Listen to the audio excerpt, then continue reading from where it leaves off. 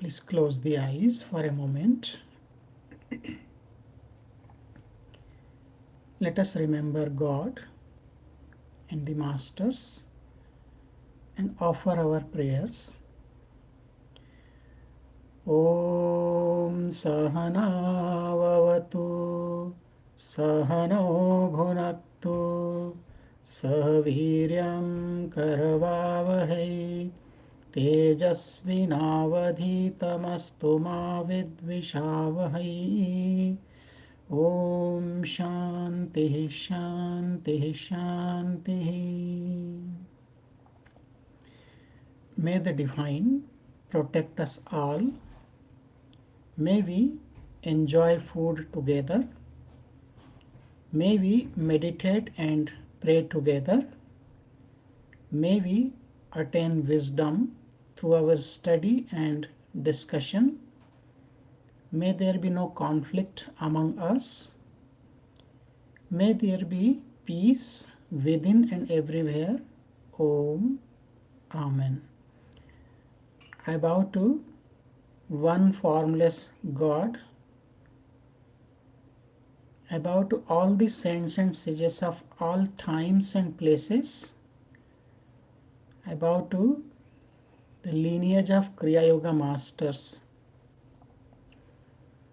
And I bow to living power of God within you all.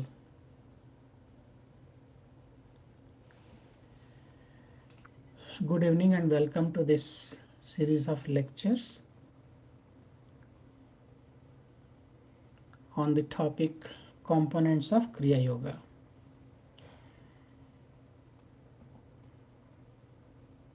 We are thankful to all the masters and especially Sage Patanjali for teaching us the science of yoga to live a happy life, healthy life, and ultimately attain the goal of our life. In our previous class, we discussed about 3 types of Kriya practice. There are 3 types of students, and according to the level of student, these 3 practices are recommended. Yoga means samadhi, and how to attain samadhi? The first step is to stop the thought patterns which are constantly arising in the lake of our mind. How to do that? So there are 3 different practices. Manda Adhikari, for those who are beginners, we call them Aruruksha. Arurukshu, for them all the 8 limbs of yoga are recommended to be practiced, which includes Yama, Niyama, Asana, Pranayama, Pratyahara, Dharana, Dhyana and Samadhi. And those who are Madhyam Adhikari, Yunjaman, means those who are medium student who already have practiced Yama Niyama, for them only 3 things are recommended in the second book and first sutra, Tapa, Swadhyaya, Ishwar Pranidhana. So with these 3 together, they can attain the state of Samadhi. And those who are very advanced students, Uttama Adhikari, Yoga Rudha, for them only Abhyasa and Vairagya is recommended. Abhyas means regular practice, Vairagya is detachment towards the fruit of action.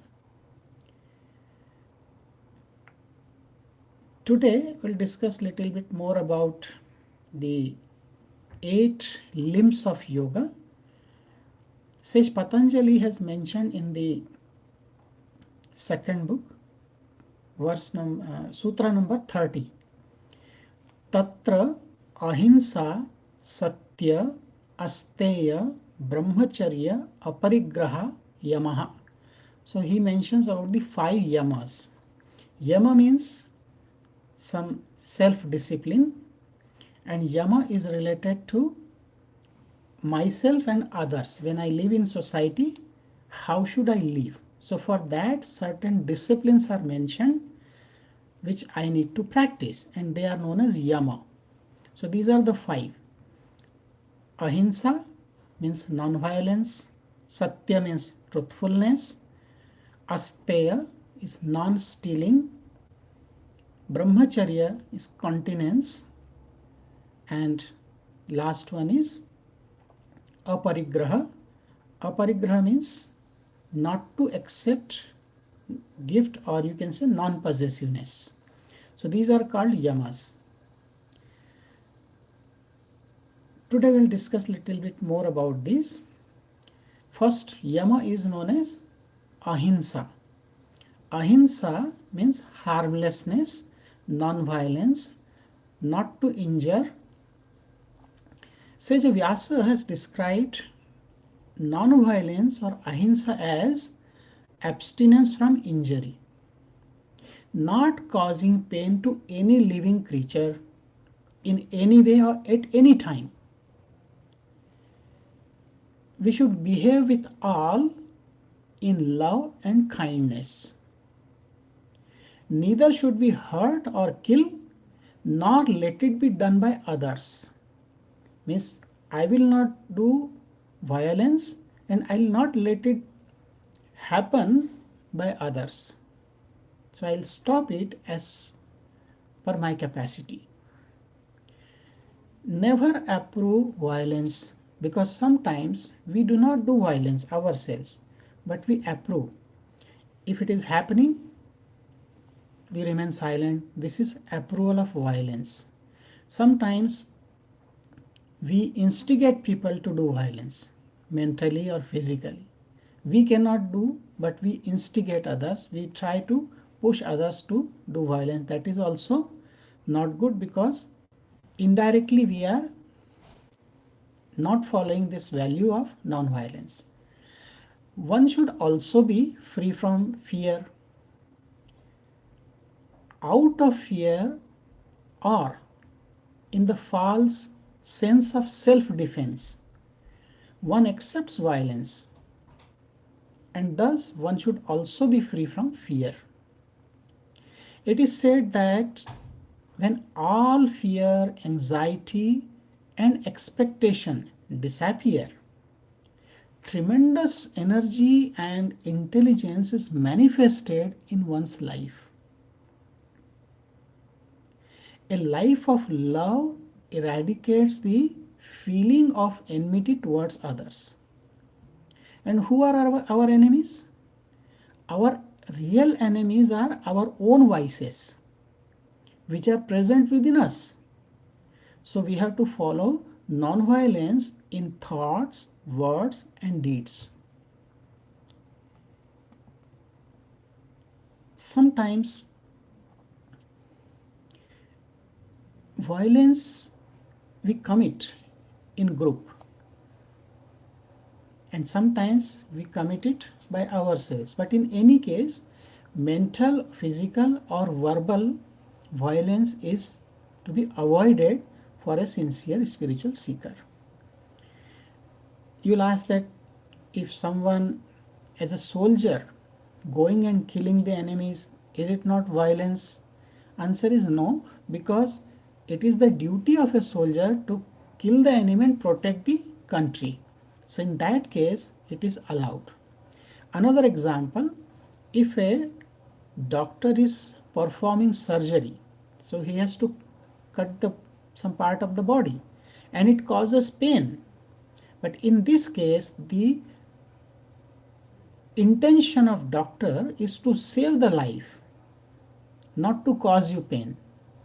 So looking at the motto, looking at the motive of doctor, this is not violence, but this is allowed. However, you can read in detail about these values. Second value or second discipline of yama is satya. Satya means truthfulness.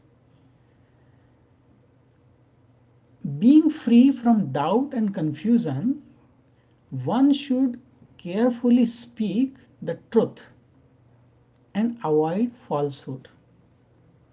Even in anger, fear, or humor, one should not speak a lie. Because sometimes out of humor we say something which is not true, but that also is not allowed. I remember one incident Guruji had told me a couple of years ago. He said that in the beginning, when he was going to teach Kriya Yoga, guiding meditation back in India before coming to USA, one day he was staying in one family, and a little girl was there in the house, and Guruji was having some, keeping bird. So this little girl asked that, Baba, oh, why your beard is growing? Why don't you shave? So it's a little girl. So Guruji just out of humor told, oh, I don't shave because um, I don't have money. He was just making fun with little kids. She took it seriously. And next day, she brought from her piggy bank some coins and told, Baba, I have brought some money for you. You can buy a small razor and you can use it for your shaving.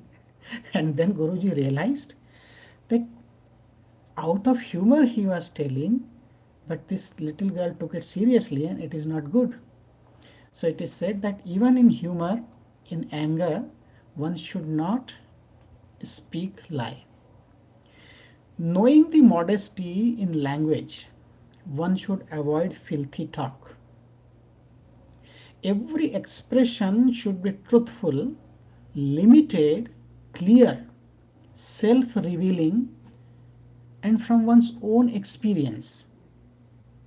Never utter any word to hurt others. To tell a lame as lame is to humiliate. Never hurt others' feeling, especially when we say something, we should be very careful. And that's why Gurudev, Baba Hariharananji used to say, you should think 100 times before you speak. Knowingly or unknowingly, we hurt many people with our words. So speak truth. Third discipline is asteya.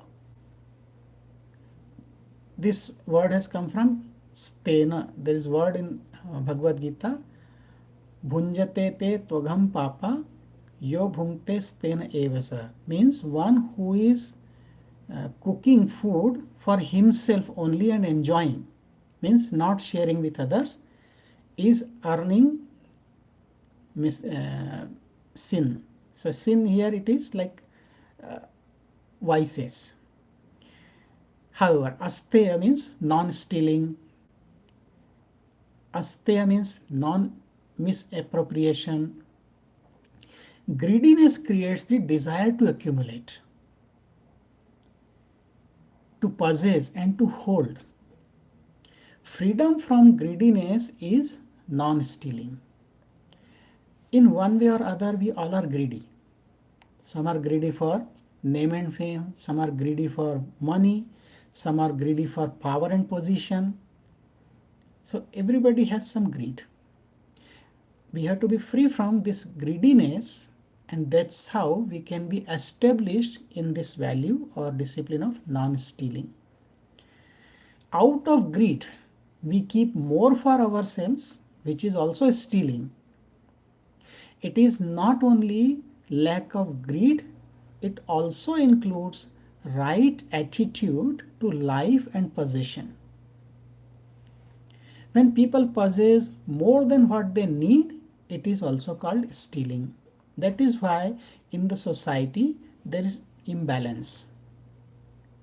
Because somebody is hoarding lot of money and other people are poor. So there is unequal distribution and it creates unhappiness, discrimination. whatever we need, God has provided us. We can keep little bit, and whatever we don't need, we can share it with others. But keep on accumulating is not good, because this is also stealing. People want to possess more because of attachment and thinking that these things will be useful in future. Non-stealing is not a state of physical activity. Thinking of possessing more or having greed or speaking about it is also stealing. Real state of non-stealing is freedom from desire. Sometimes people steal the ideas from others, and nowadays because of internet it is very much possible, and then that's how it came the copyright. However, stealing means be free from greed.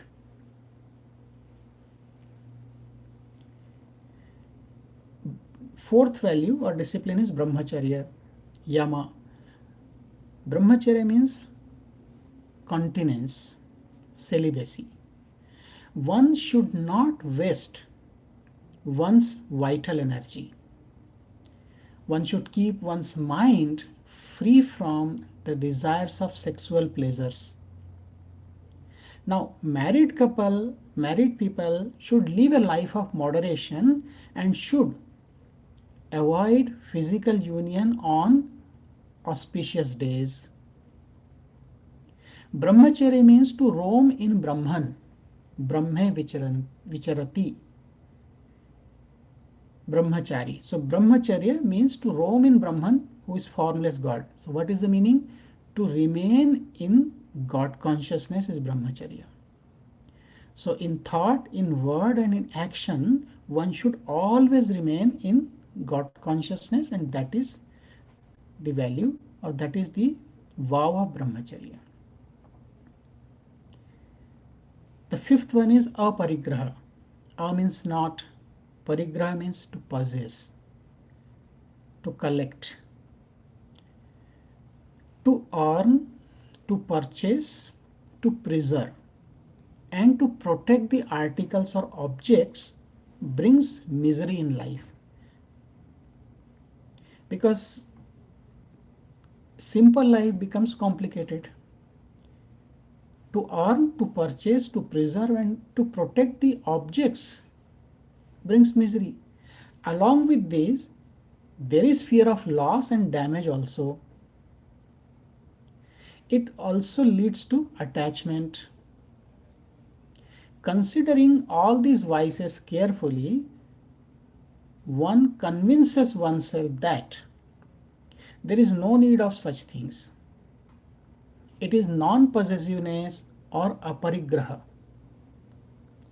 It also implies non-acceptance of gifts and freedom from greed. Spiritually, it also means to give up the relationship with the body. So becoming free from attachment, aparigraha, not to possess. I remember when I was a brahmachari in Balighi ashram. Once a disciple who worked in National Bank, he used to visit our ashram very often. So one day he visited, it was I think January 2nd. So I used to take notes when Guruji was taking classes or whenever he was speaking, so I used to make notes. And this disciple, he came and he told me, he gave me a journal, we call it diary, to write.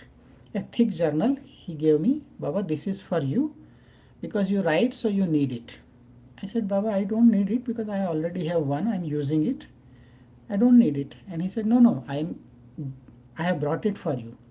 Naturally, as a brahmachari, we follow all these disciplines.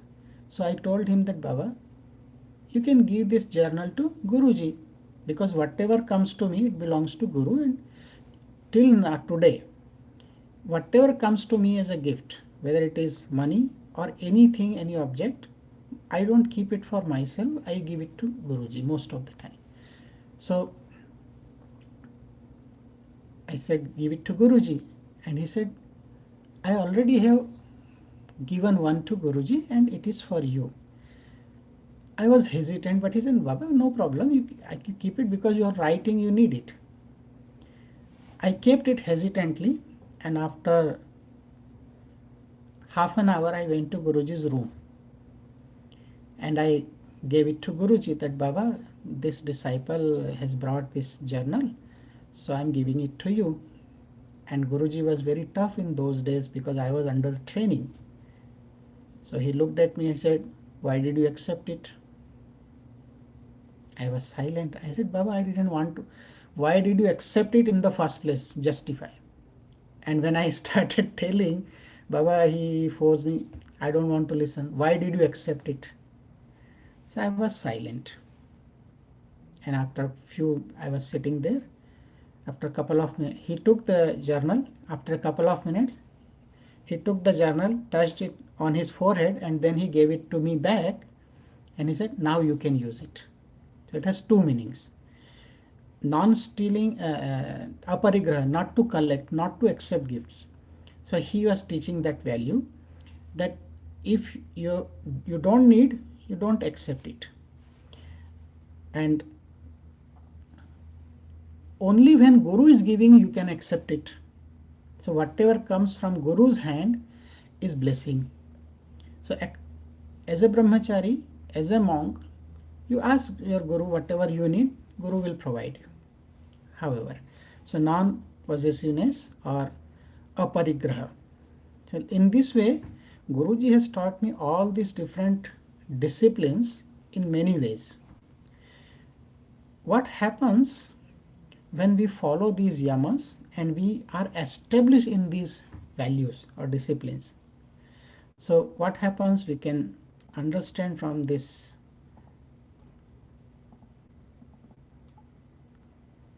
slide.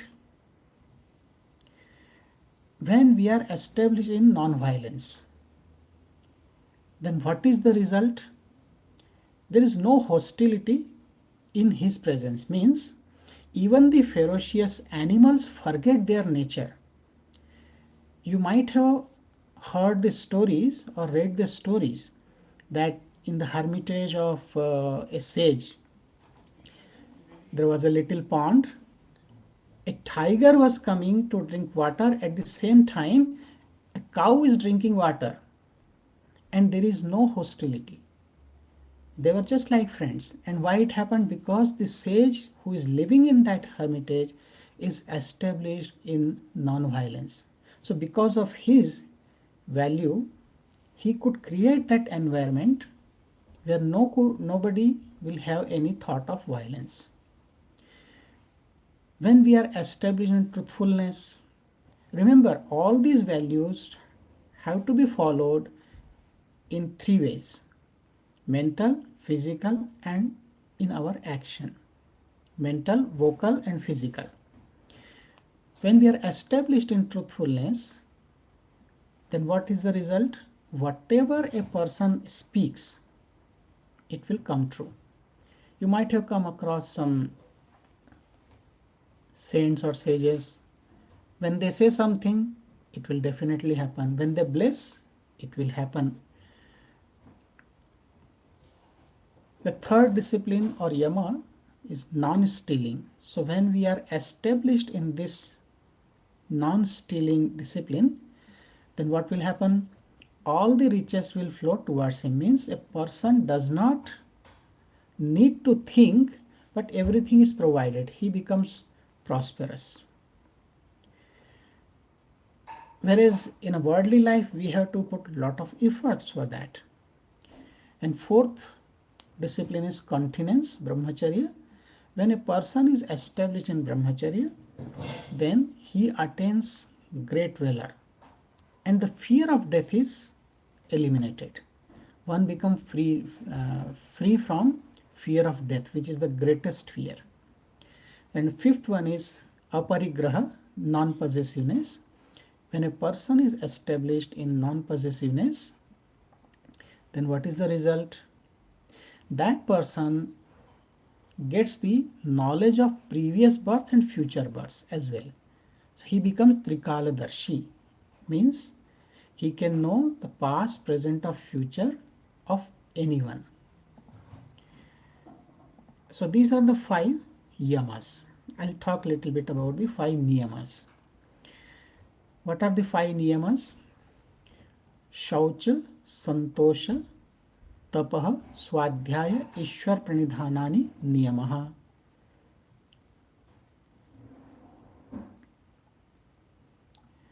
Shauch means purity. Santosh is contentment. Tapah is austerity. Swadhyaya means self-study. And Ishwar Pranidhana means self-surrender or complete surrender to God. So these 5 constitute the vows of observances known as niyama. Niyama is related to myself, whereas yama is related to myself and other. So these 5 also we have to follow. Purity, contentment. Now first one is called Shaucha. Shaucha means purity. Purity or cleanliness is the stepping stone to spiritual life. Purity is divided into 2 groups, external purity and internal purity. External purity includes purity of environment, to live in a peaceful surrounding and a clean house, to wear clean clothes and eating healthy. Pure food helps promote a joyful and peaceful living. It also includes having clean water, clean air, clean earth, and other such cleanliness. So this is external purity. External purity also implies cleaning of the body with water. Then second purity is known as inner purity. So inner purity implies cleaning inner dirtiness, such as anger, ego, pride, and such states.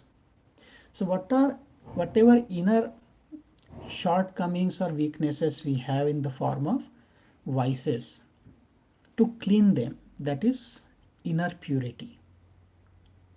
External purity and inner purity, they are closely connected. First we begin with external purity.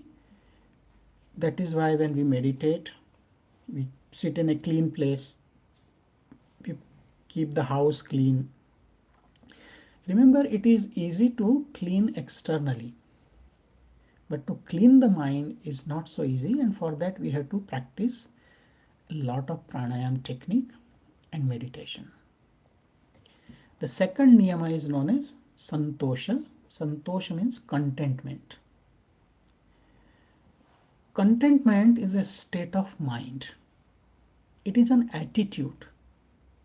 It is an approach to positive living that keeps people happy and satisfied. In such lifestyle, one is able to avoid unhappiness and insecurity to remain peaceful.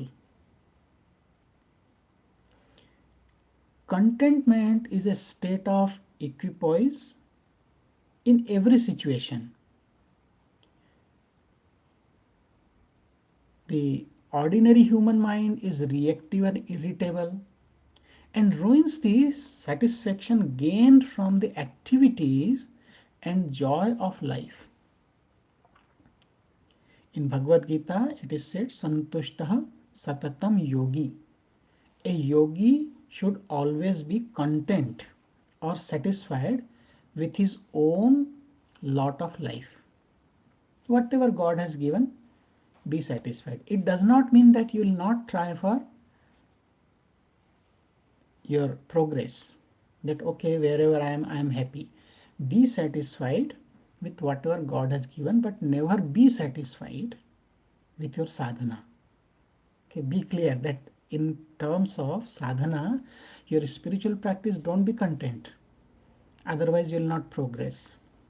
So contentment here does not mean that you should not be ambitious. Rather, you must be ambitious, do your duty, put your effort, and then whatever comes, be satisfied with that, because it is in the hands of God.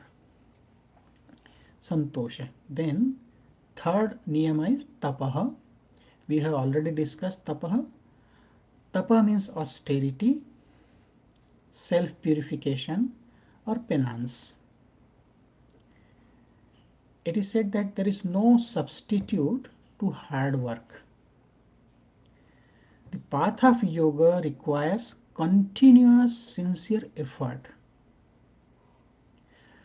Tapaha is the practice of doing difficult things to mortify the body for the purpose of cultivating discipline and tolerance.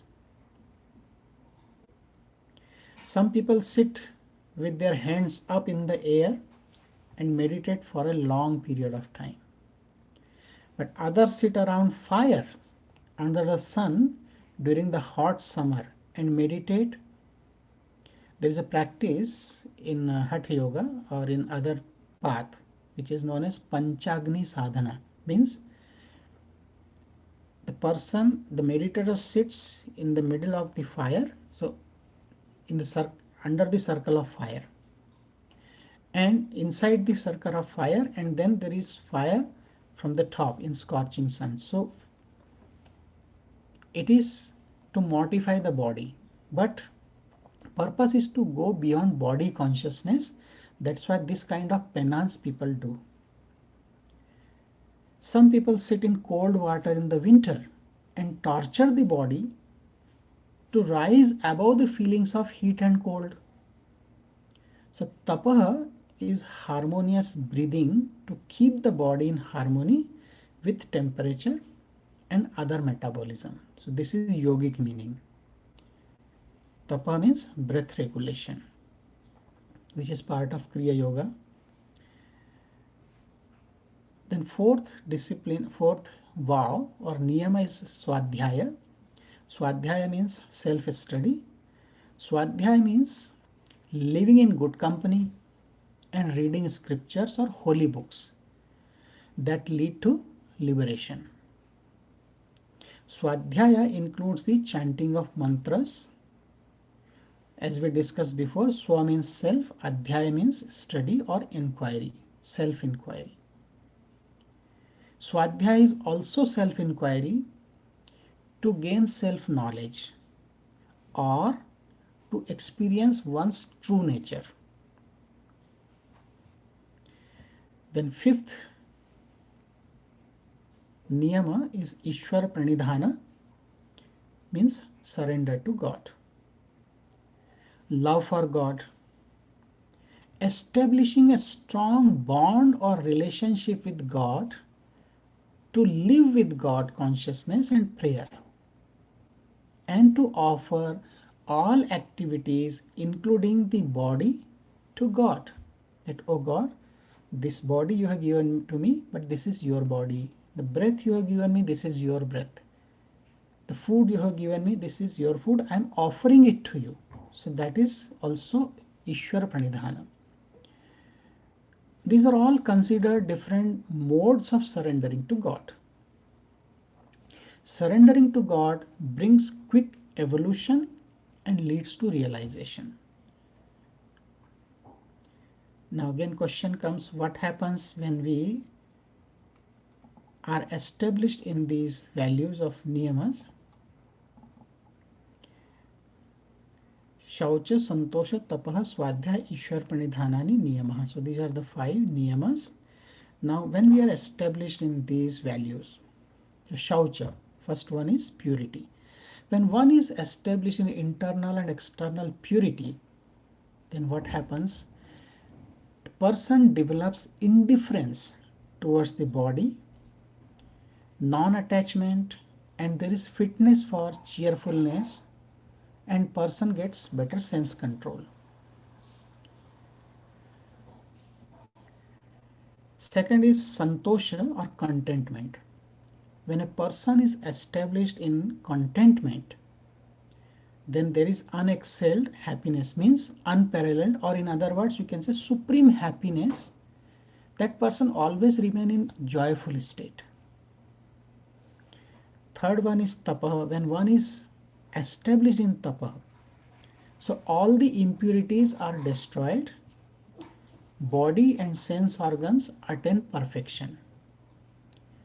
That's why you see, as you practice Kriya Pranayama, so the more you practice pranayama technique, your impurities are eliminated. Lahiri Mahasaya said, Pranayama dahet malam. By practice of pranayama, all the impurities are destroyed, and we get better sense control of the senses and over the control over the body. The fourth one, swadhyaya. When a person is established in self-study, swadhyaya, then that person attains union with the desired form of divinity. Some people worship divinity in a form like Lord Ganesha, Mother Durga, Lord Shiva, Lord Krishna, and so on, or even Lord Jesus. So any desired form or presiding deity you have, when you are established in self-study or swadhyaya, you achieve union with that form of divinity. Then fifth one, Ishwar Pranidhana, surrender to God.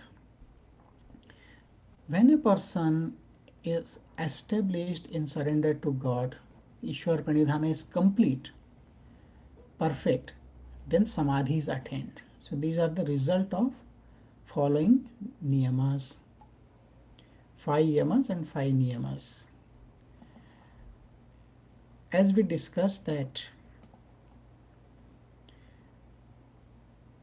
a beginner has to practice all from yama, niyama, asana, pranayam, pratyahara, dharana, dhyan, samadhi. Yama and niyama I told you. Asana, you know, asana means posture.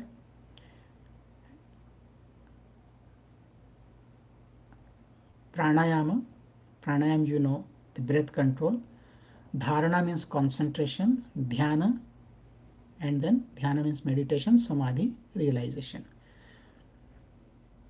Except yama and niyama, all the 6 limbs are part of your kriya techniques, which I am not going to tell in detail at present. And for the medium seeker, tapaha, swadhyaya, ishwar pranidhana, all 3 must be practiced together. And for advanced seeker, only constant practice and detachment to fruits of action, abhyasa and vairagya, are enough. Many times people ask the question that how can I progress more? Or I am feeling that I am not progressing even if I am practicing. Sometimes people complain that I do not have conducive environment. My life partner is not supportive. Sometimes they said I'm not born in a spiritual family. Sometimes they have different obstacles in the family or in the society. So what are these factors which affect our success in sadhana? I'll talk about that. In the Yoga Sutra, Brahmarshi Satyadeva has given a beautiful explanation about the 6 factors which affect our sadhana. And those who are fortunate, they have all these 6 factors in their favor. So what are these? I'll give a little bit idea. First one is Akshuna Swasthya. Akshuna Swasthya means good health. Good health, good physical and mental health is the must for realization. Because if our body or mind is suffering, it is very difficult to continue the practice for a long period of time. So keep body healthy, keep your mind happy. If you get Akshuna Swasthya, good health, this is the best situation. So it is favorable. Second is known as Daridrata evam Rina Shunya Jivan. Daridrata means poverty, and Rina Shunya Jivan means there should be no loans or debts. Because if you have loans, you have debts, you have mortgage, you have to pay it first. If you don't pay now, then in the next life you have to come back and pay with interest. If you don't have any loans or debts, then it is very favorable situation for progressing in sadhana. So if you have it, fine. If you have loans, try to get rid of that slowly and be free from that. Third condition which is very conducive is Sadguru Sanidhya Labha. Sadguru Sanidhya Labha means guidance of a good guru. Good means realized master. There are many teachers, but if we can get the guidance of a realized master as we have in Kriya lineage, then our sadhana will be much better, and also there is guarantee that we will reach the goal of realization. The fourth condition or factor affecting sadhana is Anukul Parivar, supportive family members. Remember, if your partner is also practicing Kriya, it is easy that you both will progress very quickly. But if one is not supportive and other one wants to meditate, there will always be some conflict. There is some sense of insecurity, sense of negligence or ignorance, or many factors come, as you know about better than me. But it creates little conflict and problem. But if family members are supportive, then you will progress easily. In my case, my parents supported me from the childhood to be a monk. My sisters, they supported. My brother, everybody supported in my family, and two of my sisters are also monk with me.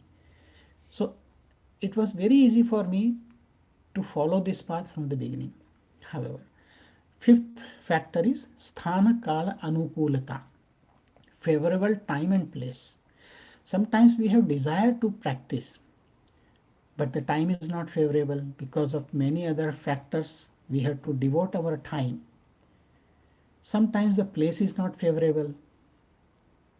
For example, because I was born in a family of priests, so naturally I got the spiritual practice from my father and so on. And then being born in India, it was very easy for me to find a master. The sixth factor is known as Dharana Rati Medha, sharp intellect. Suppose you have all these factors available with you. You have good family, you have supportive family, you have realized master, you have no loans, you also have good health, the time is good. But even then, if your mind is not stable, you cannot make best use of all these factors. So Dharana Rati Medha means you should have sharp intellect, means you should have this intense desire to learn and progress. So these are some factors which affect our sadhana or spiritual practice. So this is, we discussed about Yama Niyama. It's almost time, so let me give you a quick summary of the talks, what we have discussed.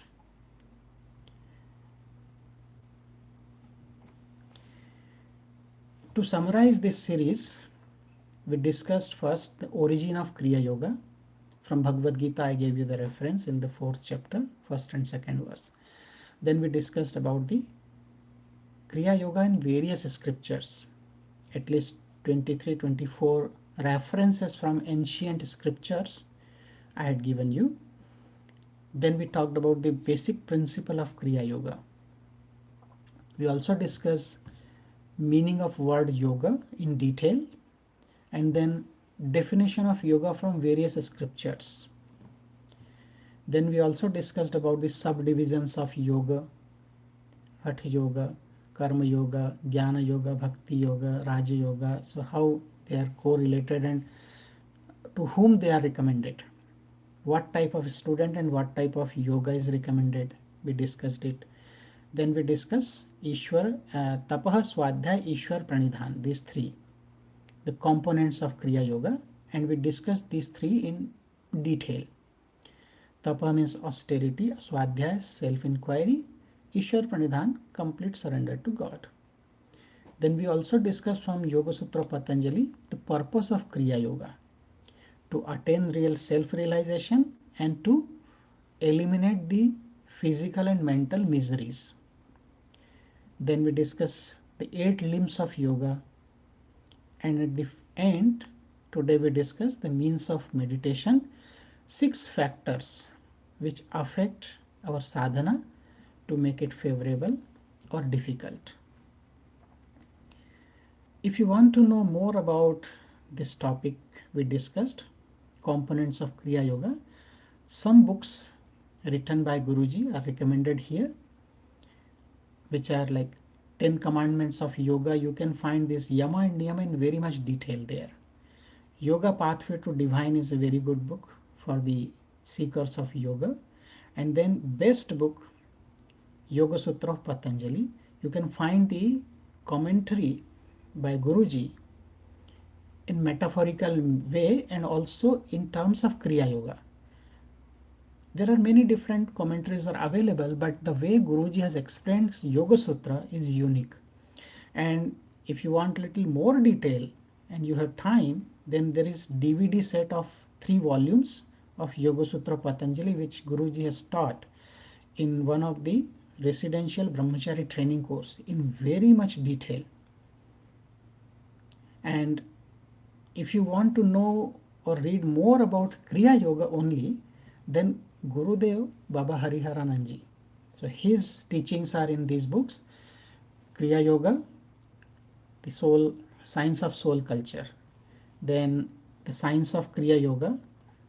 Third is dimensions of Kriya Yoga. Fourth is essence of Kriya Yoga. And fifth book is a collection of instructions of Kriya Yoga. So whatever Gurudev had taught, this is all available in these books. You can refer and find more details. And this is about the topic. Last time somebody had asked about a question was that what is unparalleled, what is unexcelled happiness? Unexcelled means unparalleled or outstanding or supreme happiness. One person had asked a question that is Kriya Yoga original and authentic as taught by Babaji? Who will certify it? It is like a question that a person is asking everybody, who is my mother? Who can tell the truth? If you say the doctor who helped in delivery of the baby, but the doctor can also give false testimony. The only person who can certify this truth is your own mother only. In the same way, your guru can certify that this is the original technique. Remember, Guru is not an ordinary human being. He is personification of God. So there is no question of doubt what he is telling. When my master said this is the same technique which Babaji taught, so it is the same technique. There is no more question or no more doubt. However, and for example, if I say yes, this is the original technique, this is the same technique, will you accept it? And if I say no, then will you accept it? So don't go for that. Remember, whatever God has given, this is all his blessings. But still I'm telling, this is the same technique as taught by Babaji and onwards. Someone is asking why there are so many different lineages of Kriya Yoga. Are those connected? Is this the same technique? Again, same technique. Is there any difference in technique from other branches? So my answer is, what happens when a tree starts growing up? So once the tree grows, there are many branches, and all these branches, they are growing in different direction, but the trunk is same. So also different branches of Kriya Yoga are there from the time of Lahiri Mahashay, Sanyal Mahashay, Sri Yukteswar ji, and so on. So branches are there. All the branches belong to the same tree. So there is no difference. And as far as I know, the basic techniques of Kriya Yoga are same. They all teach basic techniques, and there may be little variations, but the basic techniques are almost same. However,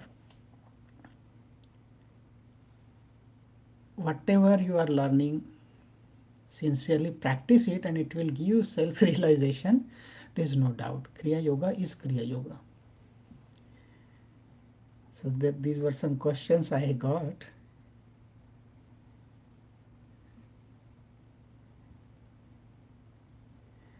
Another question I have here. Citing the means of meditation may give someone an excuse not to follow the spiritual path. How to address that? Spiritual path is not for the lazy people. Spiritual path, I mentioned just these factors just to motivate you that even if you don't have these, it doesn't mean that you will not progress or you will not practice. These are just general factors which helps us to progress a little faster. But even if they are not, are you not fortunate enough you got Kriya Yoga? Out of 7 billion people in the world, how many have got this opportunity to learn and practice? So practice whatever you have.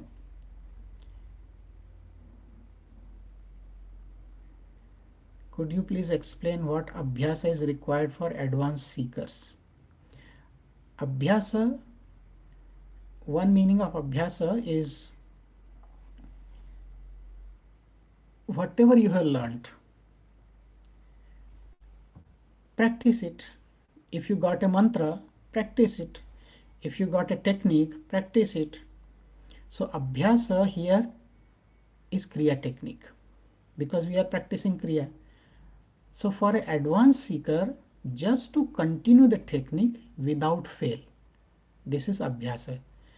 Not that, okay, today is too cold, so I don't want to practice. Today I'm too tired, so I'll practice tomorrow. That attitude should not be there.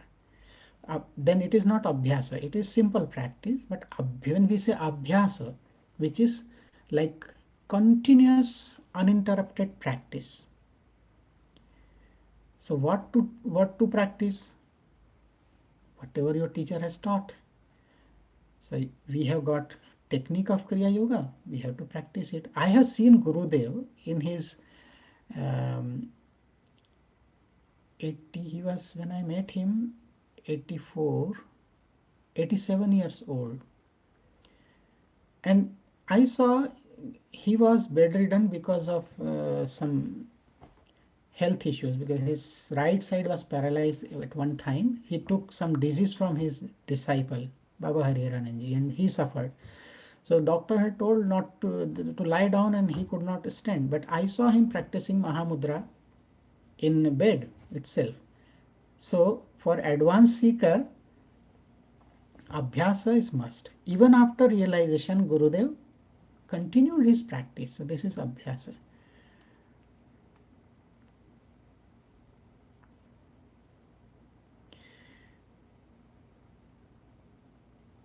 How can one deal with past mistakes in thought, processes, and actions?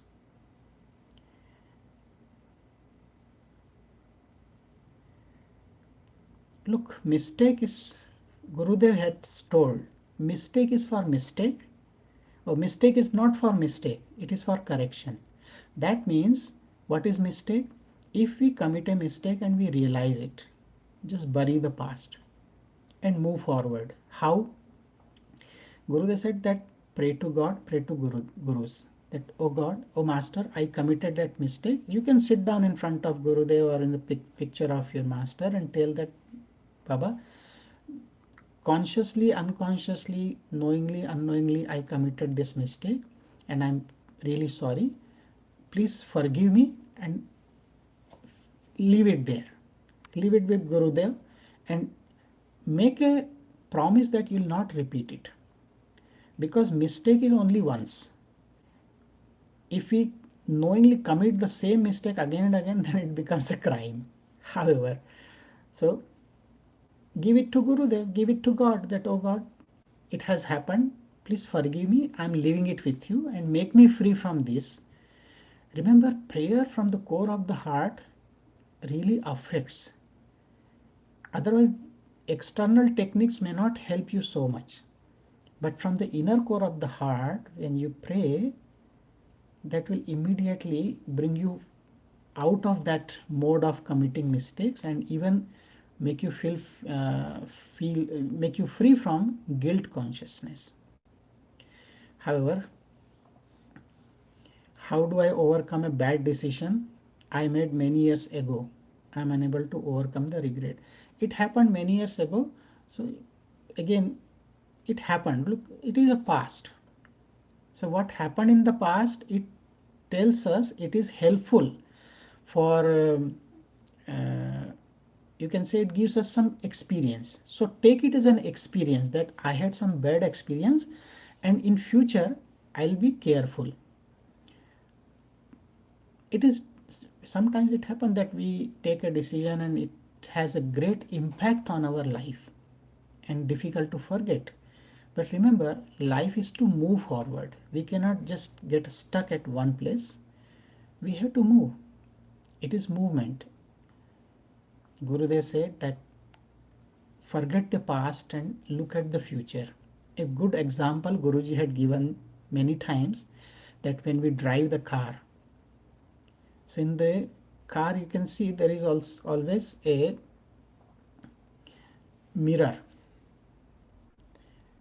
but we don't look into the back side. We always look while driving, we look at in the front side, in front of us.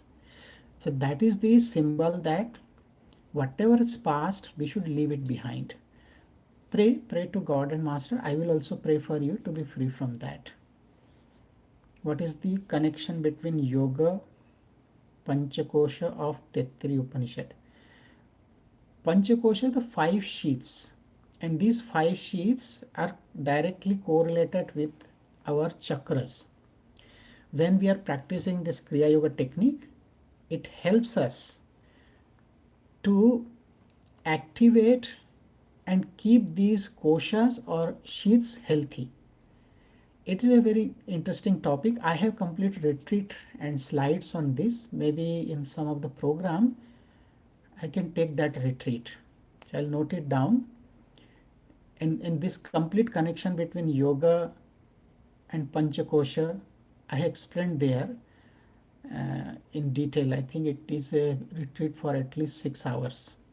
So I'll take up that topic in future. I'll note it down. Thank you. Well, so we are already beyond time.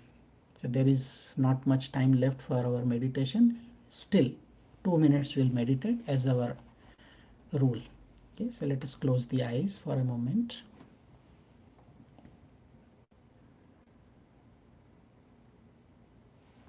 Concentrate in between the eyebrows. Keep your spine straight.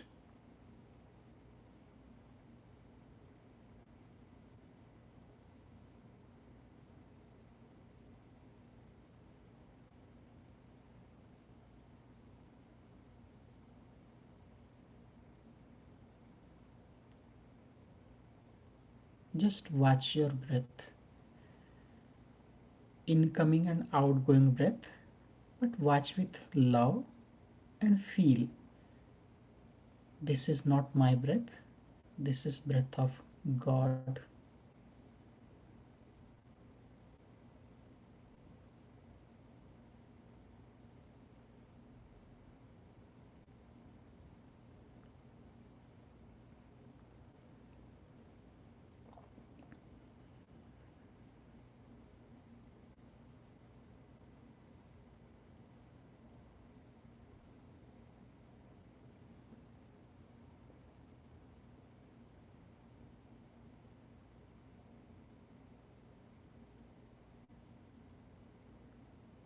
You can feel the breath becomes regular and rhythmic.